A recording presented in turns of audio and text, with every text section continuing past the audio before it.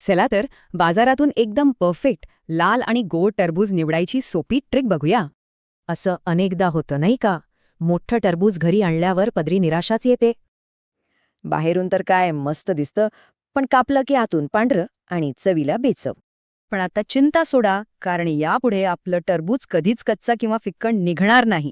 यासाठी एक अगदी सोपी पद्धत आहे, ज्यामुळे नेहमीच गोड आणि लाल भडक टरबूज निवडता येईल. तर ही आहे ती 5 पॉइंट टेस्ट. चला, प्रत्येक मुद्दा नीट समजून घेऊया. सगळ्यात पहिलं आणि महत्त्वाचं म्हणजे फील्ड स्पॉट. सोप्या भाषेत सांगायचं तर पिवळा डाग.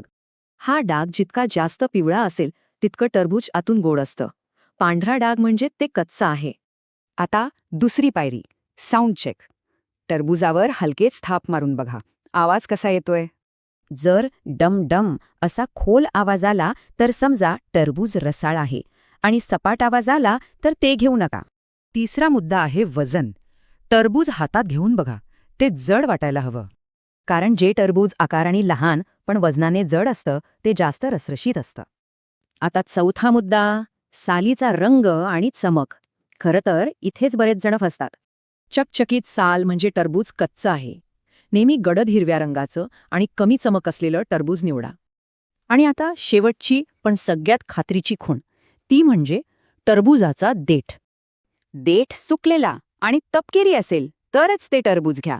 हिरवा देठ म्हणजे ते वेळेआधीच तोडलेलं आहे.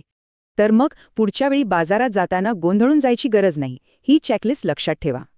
पिवळा डाग, खोल आवाज, जड वजन, गडद साल आणि सुकलेला देठ. बस इतकंच बघायचं आहे. ही माहिती नक्कीच उपयोगी पडेल. सेव्ह करा आणि इतरांसोबत शेअर करायला विसरू नका. ही तर झाली परफेक्ट टरबूज निवडायची पद्धत. पण तुमची काही वेगळी ट्रिक आहे का?